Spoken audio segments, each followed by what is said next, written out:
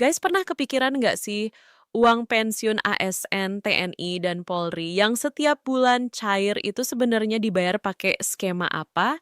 Dan bener nggak sih rumor bahwa APBN udah megap-megap gara-gara beban pensiun?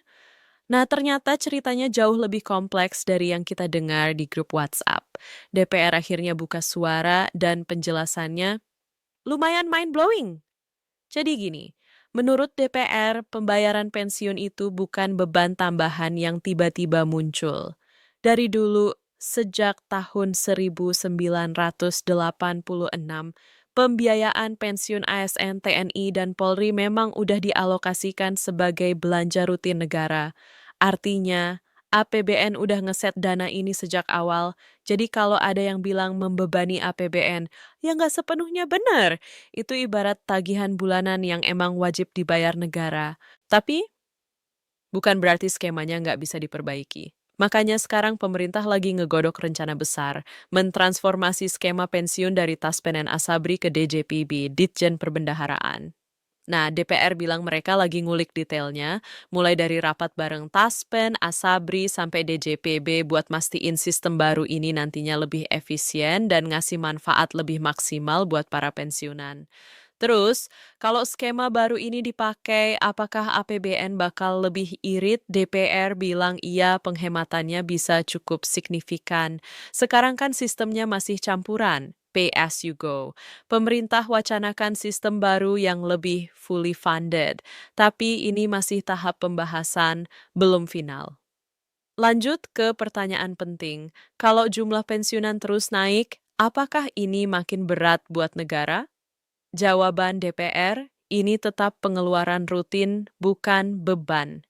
Tapi kalau ada metode yang bisa bikin negara lebih efisien tentu harus dipertimbangkan, jadi bukan soal keberatan, tapi soal peningkatan efisiensi. Nah, masalah terbesar kalau skema dipindah ke DJPB itu apa? Risiko pelayanan. Taspen dan Asabri udah 40 tahun lebih ngurusin pensiun, sistemnya udah mapan banget.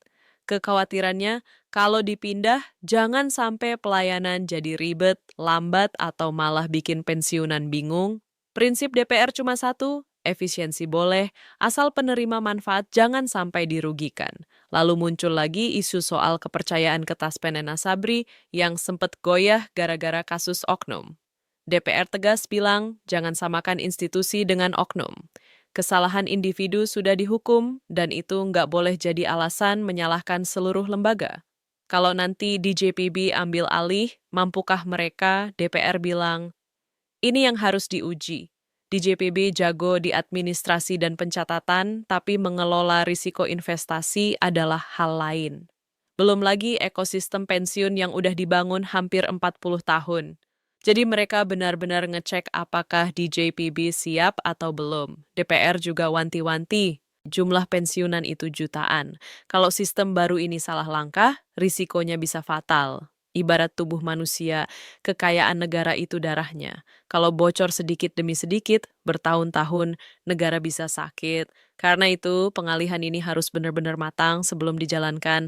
Akhirnya DPR bilang mereka masih dalam tahap evaluasi, semua risiko harus dihitung detail. Transformasi boleh, tapi jangan sampai bikin masalah baru.